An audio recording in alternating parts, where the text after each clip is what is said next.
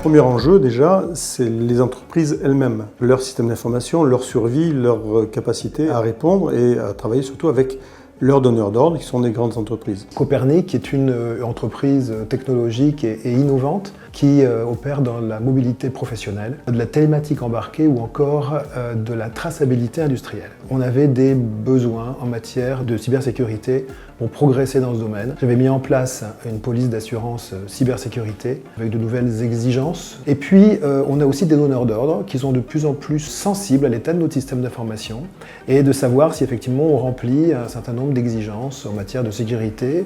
On est quand même dans le domaine de l'informatique et donc les donneurs d'ordre de plus en plus aujourd'hui sont exigeants par rapport à ça. En 2022, 54% des entreprises françaises ont subi entre 1 et 3 attaques abouties. Donc c'est pas neutre, c'est la moitié des entreprises qui ont eu un sinistre cyber. Attaque technique, c'est-à-dire tests d'intrusion, il y a de l'intrusion par les Wi-Fi, par les postes de travail en télétravail. Il y a des attaques par les mails, le phishing, etc. Ça aboutit souvent à du ransomware, du rançon logiciel, c'est-à-dire demande de rançon. On va s'attacher à un risque essentiel pour le moment, c'est ce qu'on appelle la chaîne d'approvisionnement. Et la chaîne d'approvisionnement, c'est tout simplement le fait de pouvoir atteindre des grandes entreprises au travers de leurs fournisseurs et partenaires. Donc, être capable de dire on répond aux 42 mesures d'hygiène de l'ANSSI et on s'achemine vers une certification ISO 27001, pourquoi pas? Parce que ça facilitera effectivement notre positionnement dans les appels d'offres. Et ça, je crois que c'est très très important parce que ça va évidemment progresser de plus en plus. Et il faut qu'on soit prêt. Historiquement, on avait une norme dans l'informatique, la cyber, qui était l'ISO 27000. Maintenant, elle était appliquée essentiellement sur les grandes entreprises.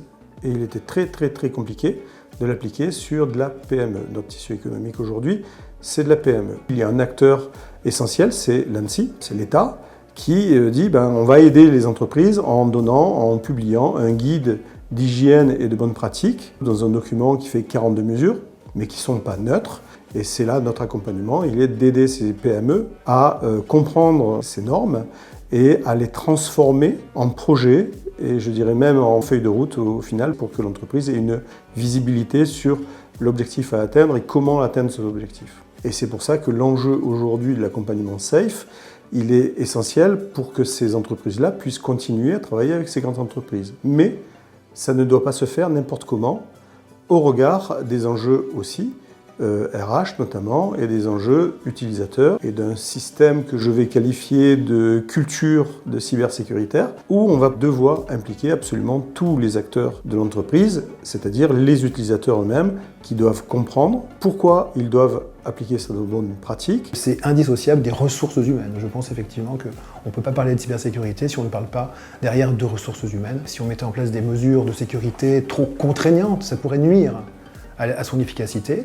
Et donc il est évident qu'il faut trouver le juste milieu. La démarche QVT2 est donc un bon moyen pour y parvenir.